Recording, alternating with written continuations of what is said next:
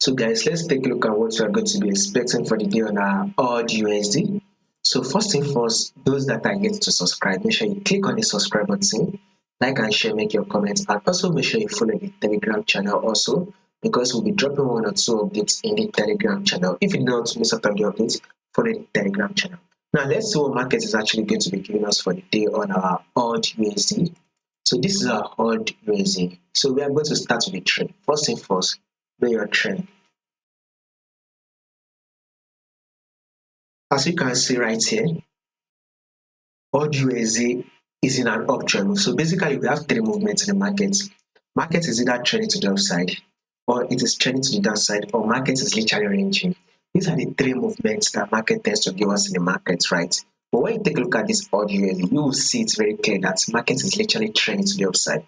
Now, this is your IR. Let's start from here for quick analysis, guys. This is for quick analysis. This is our IRI. Here comes the higher low, right? Market then was able to push up again to form a new higher high. This is the higher low. Market then give us a push up to form a new higher high. This is our higher low. Here it comes again the higher high. This is the higher low. Market then did push up again to form a new higher high. Now this is an equal higher low right here. So an equal higher low is what market has given us right here. So with such a movement, markets eventually push up again to form an equal high. This is a pullback, which is the higher low. Now, market has now pushed up to form a new higher high, right? So, market has now pushed up to form a new higher high. So, it's what we'll be expecting next on AUDUSD.